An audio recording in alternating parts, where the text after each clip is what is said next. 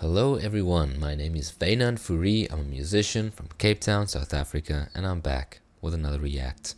Today I'm gonna do a whole bunch of buy me a coffee account videos, so buckle up, strap in, and get ready for some reactions.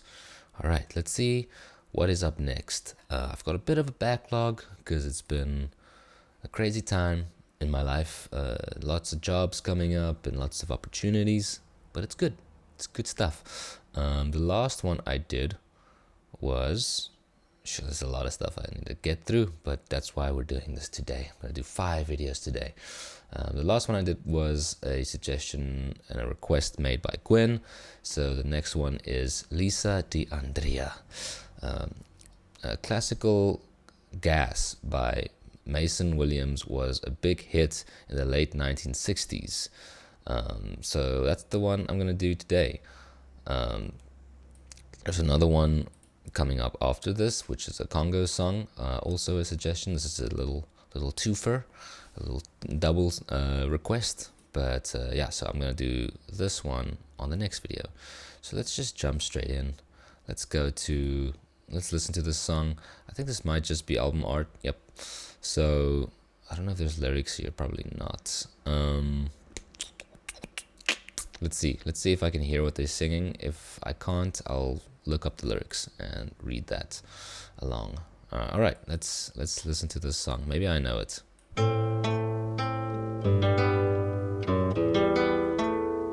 Got some nice acoustic guitar to start it off with. I don't know Mason Williams. I don't think so.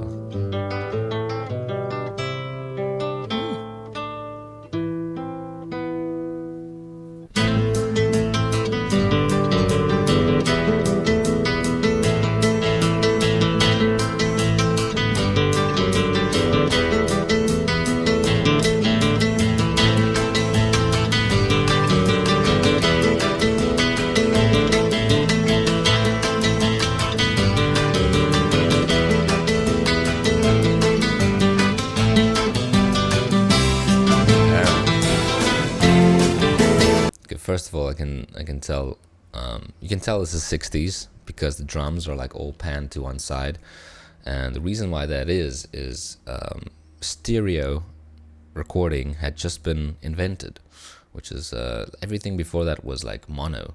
So all of a sudden they have like 2 sources of sound that they can work with. So there's a lot of songs in the 60s where the drums are actually panned to like one side, which is like never done anymore, unless you're like really experimental. But yeah, like it's interesting, and it's a very like iconic kind of sound from that time. Yeah, it's just an interesting little fact there. I like the composition so far, it's really good.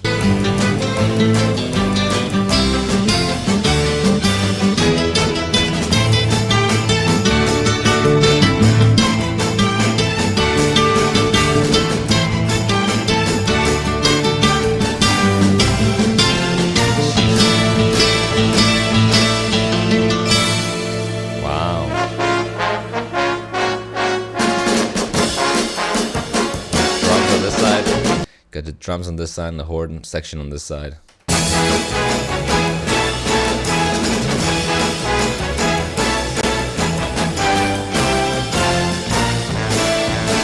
So I don't think this is with lyrics, unless the lyrics are gonna start now.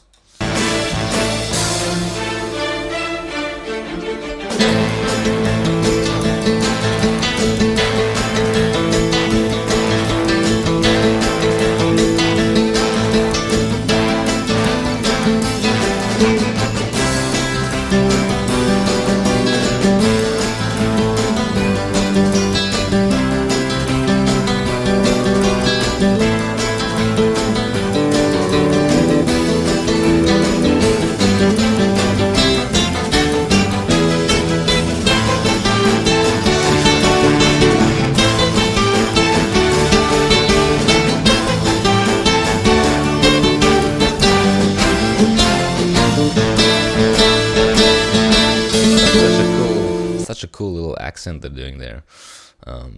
It's almost going into like a new BPM. You can sample that probably and make a new beat from it.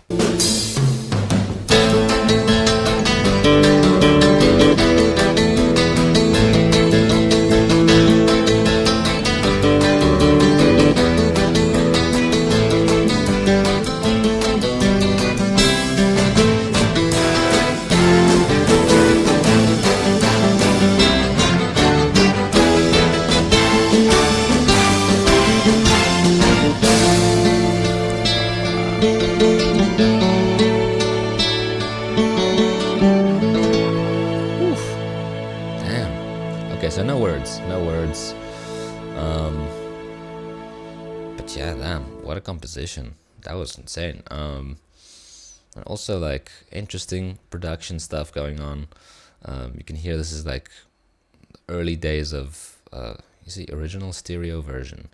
It was a big thing. Like I'm kind of like I'm jealous of people who got to grow up like through the 50s and the 60s and the 70s and like witness and experience the evolution of production, because really like it took a new toll and a new like like every decade there was just like new innovations happening. Like I think, I'm not sure when multi-track recording became a thing, but for a long time I think the first audio recording was like, it's something insane, like 1860 was the first audio recording.